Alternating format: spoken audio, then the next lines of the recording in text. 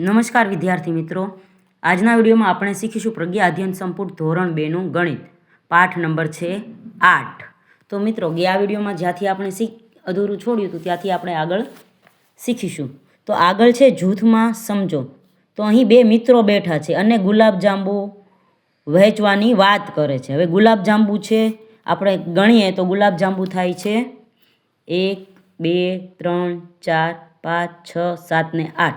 હવે બંને મિત્રો એમ કહે છે કે આપણે ગુલાબજાંબુ સરખા સરખા વેચીએ ને પછી સરખા વેચે છે અને નીચે પ્રશ્નો પૂછવામાં આવેલા છે કે કુલ ડીશમાં કેટલા ગુલાબજાંબુ હતા। તો જવાબ આવશે 8। શું તમને સરખા ભાગે ગુલાબજાંબુ વહેંચ્યા? તો જવાબ આવશે હા। દરેકના ભાગમાં કેટલા ગુલાબજાંબુ આવ્યા? તો 8 હતા, તો દરેકના ભાગમાં 4 ગુલાબજાંબુ આવ્યા। હવે આગળ છે સરખે ભાગે વહેંચો।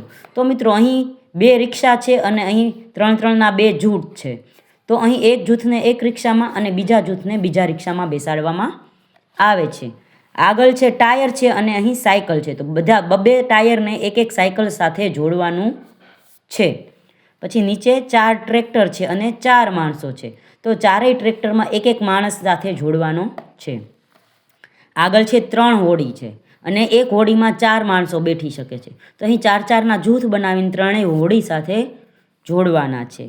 અને પછી આગળ છે એક હવાઈ ખટોલા છે, ઉડન ખટોલા।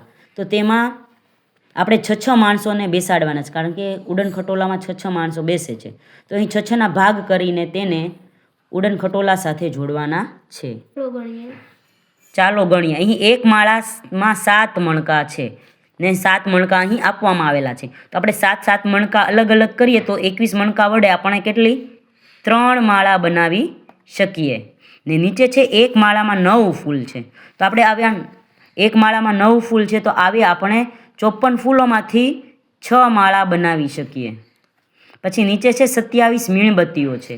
તો તેને 3 બોક્સમાં સમાન રીતે મૂકવાની છે। તો આપણે 27 મીણબત્તીને 9 કરીને એક એક બોક્સમાં મૂકશું તો 27 મીણબત્તીઓ 3 બોક્સમાં મુકાઈ જશે।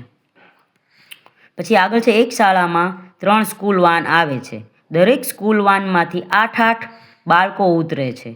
તો કુલ કેટલા બાળકો વાનમાં બેસીને શાળાએ આવ્યા હશે? તો અહીં એક વાનમાં 8 છે અને એવી 3 વાન છે, તો 8 તેરીને 24, તો શાળાએ વાનમાં બેસીને 24 વિદ્યાર્થીઓ આવ્યા હશે। પછી આગળ છે બસ દર 6ઠા સ્થાને ઊભી રહે છે। જે સ્ટેશને બસ ઊભી રહે છે તે ખાનામાં રંગ પૂરવાનો છે। તો મિત્રો અહીં લીલો રંગ પૂર્યો છે 6ના ખાનામાં, પછી 12ના ખાનામાં, ઉપર આવશે 18ના ખાનામાં આપણે રંગ પૂરવાનો છે। પછી આગળ 24ના ખાનામાં રંગ પૂરશું, એની પછી નીચે 30ના ખાનામાં રંગ પૂરશું, પછી છે 36ના ખાનામાં રંગ પૂરશું, પછી છે 42ના ખાનામાં રંગ પૂરશું, પછી છે 48ના ખાનામાં રંગ પૂરશું, આગળ 54ના ખાનામાં રંગ પૂરશું અને ઉપર 60ના ખાનામાં આપણે રંગ પૂરીશું।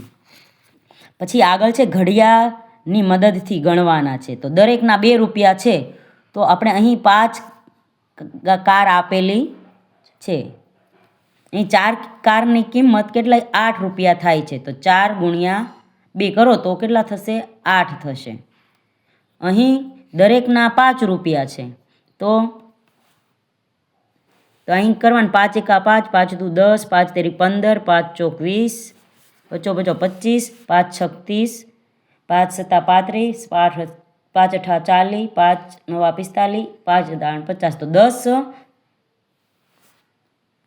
કુલ 10 વિમાન છે એટલે 50 રૂપિયા થશે। અહીં દરેકના 4 રૂપિયા છે અને પછી નીચે છે તેમાંથી પ્રશ્નો પૂછવામાં આવેલા છે કે ભાઈ 4 કારની કિંમત 8 રૂપિયા થાય, તો કેવી રીતે 4 ગુણ્યા 2 કરીએ તો 8 થાય। એવી જ રીતે અહીં છે 9 વિમાનની કિંમત। તો